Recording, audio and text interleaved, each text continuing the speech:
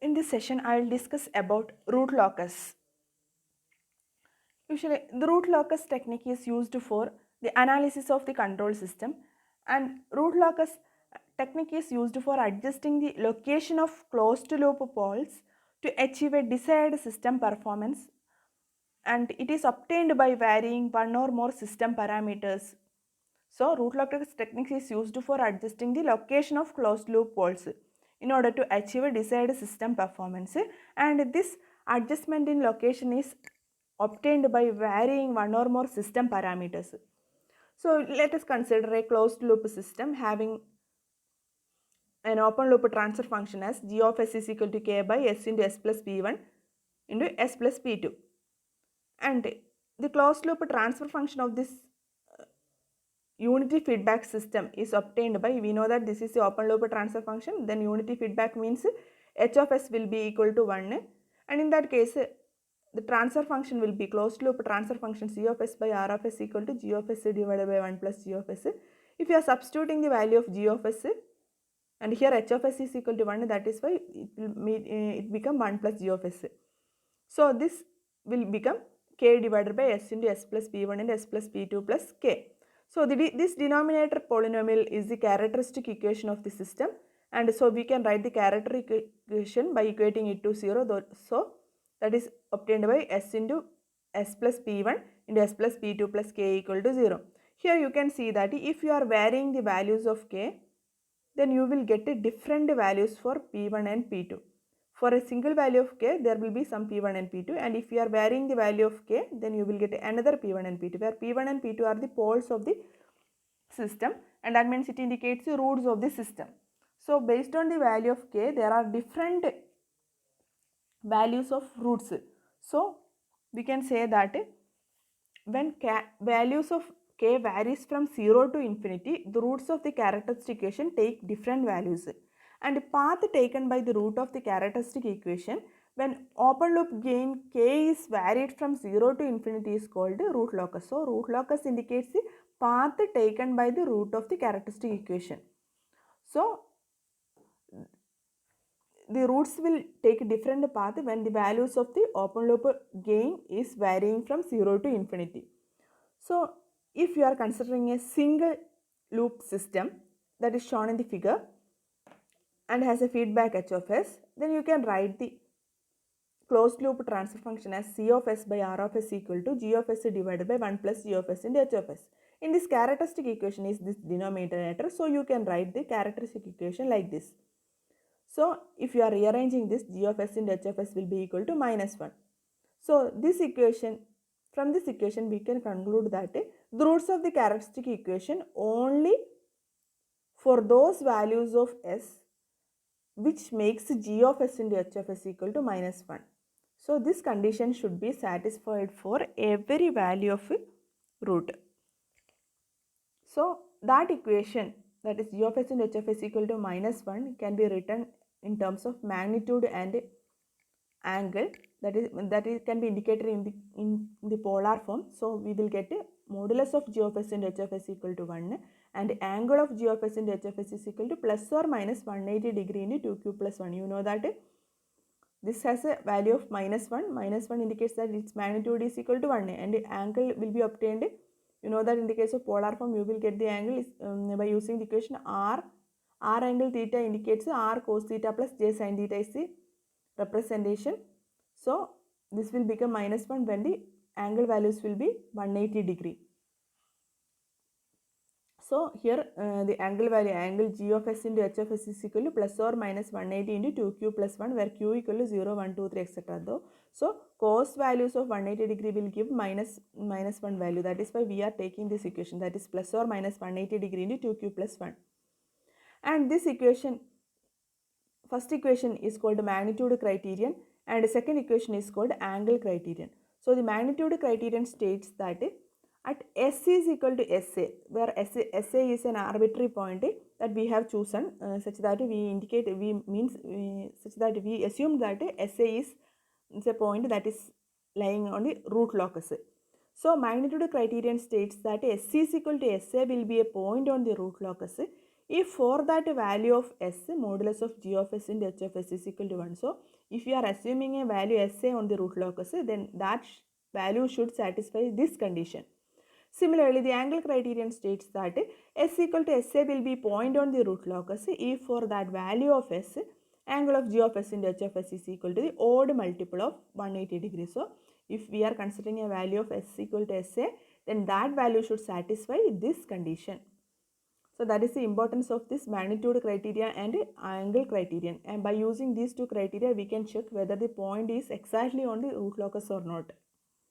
If we are assuming a point SA on the root locus and if it is not satisfying these two criterion, then we can strictly say that that point is not lying on the root locus. The function g of s into h of s can be expressed as the ratio of two polynomials, and we can write g of s into h of s like this, and here the denominator will give, here the denominator is the poles and numerator is the zeros. That numerator terms is z1, z2, z3 etc. are the zeros, p1, p2, p3 etc. are the poles. And if we are taking the magnitude condition, modulus of g of s will take the form like this. So we will take the modulus of each and every term. And so we can write this equation as k equal to pi into I equal to 1 to m modulus of s plus zi divided by pi equal to pi into I to 1 to n s plus pi. Here pi indicates the product terms, and where m and n are the number, m is the number of zeros of the loop transfer function and n is the poles of the loop transfer function. And for getting the magnitude criteria, this term will be equal to 1, so this term will be equal to 1. From this equation we can find the value of k as k will be equal to pi, this term, that is denominator will comes to the numerator side and numerator will come to the denominator side, so k will be this equation. So actually this equation is k equal to product of length of vector from open loop poles to a point s equal to sa divided by product of length of vectors from open loop zeros to the point s is equal to sa, and that is indicated by this equation, and this equation will be useful for doing problems. So remember this equation, okay. So we can write the angle criterion like this, that is angle criterion is equal to plus or minus 180 degree 2 cube plus 1. If we are substituting the, see here this equation says that here in the denominator side there are product terms and the denominator side there are also product terms. When we are taking the angle of each and every term, the product terms will be added, and if you are dividing this, and we have to subtract this denominator values from the numerator. That is a polar form. If a by b is a angle between angle in the case of polar form, then the net angle will be a minus b. Similarly, here there are different angle terms in the numerator and the operation is multiplication, so we will add those angle terms. And also in the denominator side also different angle terms and the operation is multiplication, so we will add the angle terms. And finally we will get two values, one value at the numerator side and one value at the denominator side. So if we are dividing two angle values, so that means we have to subtract this angle value. So that is given in this equation, that is sigma I equal to 1 to m angle s plus zi minus sigma I equal to 1 to n angle s plus pi equal to plus or minus 180 degree 2 cube plus 1. So these two equation, that means this equation, that is this equation, and this equation will be useful for doing problems. So we can write it as a sum of angles of vector from open loop zeros to the point s is equal to sa minus sum of angles of vectors from open loop poles to a point s is equal to sa equal to plus or minus 180 degree into 2 cube plus 1, and you will understood the concept clearly. You can understand the concept clearly from by doing a problem. So you should remember this equation, okay. Next is the rules for construction of the root locus. Actually these rules are the properties of the root locus.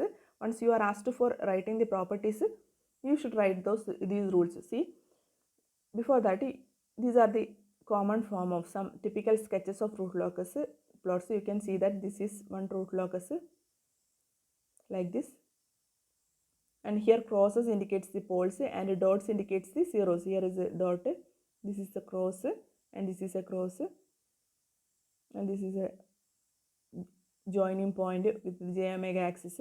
Similarly, this is another root locus and there is another line here. The darkened lines indicates the root locus, and the poles are marked and zeros are marked here by using a round. 0 is marked, and by using a cross, the poles are marked. And similarly, this is another form of root locus, and this is indicated in the dark black ink. So this is another form of root locus. So you can see that the root locus curves are symmetrical with respect to the real axis. See, this is the real axis and this is the imaginary axis. So first property is that root locus curves are symmetrical with respect to the real axis. So first rule is that the root locus is symmetrical about the real axis. And second rule is that each branch of the root locus originates from an open loop pole corresponding to k equal to 0 and terminates at either on a finite open loop 0 corresponding to k equal to infinity. And the number of branches of the root locus terminating on infinity is equal to n minus m, where n minus m is the number of open loop poles minus the number of finite zeros. See, in this curve you can see that this curve starts here, you can see the arrow mark, and it ends here. So this starts from a pole, that is the cross is marked here, and it ends on an infinity pole. So when we are varying the value of k equal to 0 to k equal to infinity, you will get a curve starting from pole to a 0. Here the 0 is situated at infinity, so it is not shown here. Zeros are usually represented by rounds. And rule number 3, segments of the real axis having an odd number of real axis open loop poles plus 0 to their right are parts of the root locus. So segments of the real axis are also the parts of root locus. See, here is a part of root locus that is marked by the dark ink. So segments of real axis are parts of root locus. See here, this is a part of root locus. And here also real axis parts are marked. So segments of real axis are real axis having odd number of real axis open loop poles plus zeros to their right are parts of root locus. So segments of real axis are parts of root locus. That is the point. And the n minus m root locus branches that tend to infinity do so along straight line asymptotes, making an angle with the real axis given by phi a equal to 180 degree into 2q plus 1 divided by n minus m. So you can see that sum of the root locus is tending to infinity, that will meet the imaginary axis in this point, and that will make an angle like this. So that is shown here. So the n minus m root locus branches that tend to infinity, and that will be tending to infinity, and that do so along straight line asymptotes, making an angle with the real axis, and that angle phi a equal to 180 degree into 2q plus 1 divided by n minus m. Similarly, in the rule 5, the point of intersection of asymptotes with the real axis is at s is equal to sigma a, where sigma a is equal to sum of poles minus the sum of zeros divided by n minus m. So you can see these are the curves, and that will, the asymptote curve will meet at the real axis at the point sigma a that is given, and that sigma a point will be sum of poles minus sum of zeros divided by n minus m. And rule 6 is the breakaway and break-in points of the root locus are determined from the roots of the equation dk by ds equal to 0. And if r number of branches of root locus meet at a point, then they break away at an angle of plus or minus 180 degree divided by r.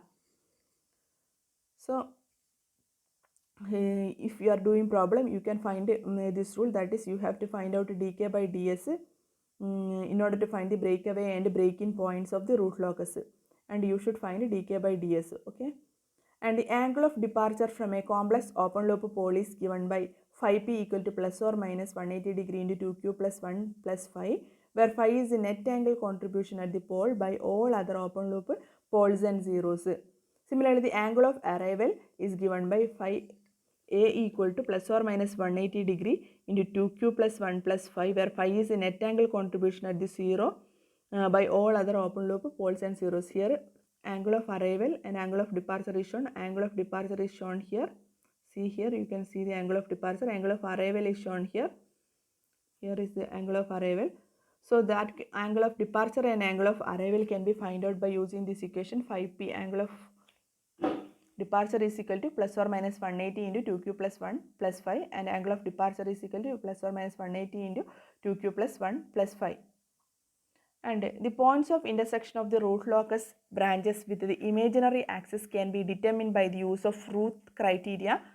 Alternatively, they can be evaluated by letting S is equal to j omega in the characteristic equation and equating the real part and imaginary part to 0 to solve for the value of k. And the value of omega are the intersection points on the imaginary axis, and k is the value of the gain at the intersection points. So in doing some problems, you have to use Routh-Hurwitz criteria. Either you can substitute the value of S is equal to j omega in the characteristic equation, and you can equate the real part equal to 0 and imaginary part equal to 0, and you will get the values of unknowns such as omega. So that you will met in doing the problem, this condition you will met in the problems. And next is the open loop gain k at any point S is equal to SA on the root locus is given by k equal to pi I equal to 1 to n SA plus pi divided by pi I equal to 1 to m SA plus Zi. So k can be found out by using this equation. Once you have given a point at the root locus as S is equal to SA. So this is all about the root locus, and in the next session we will discuss the construction of root locus by discussing a problem. Thank you.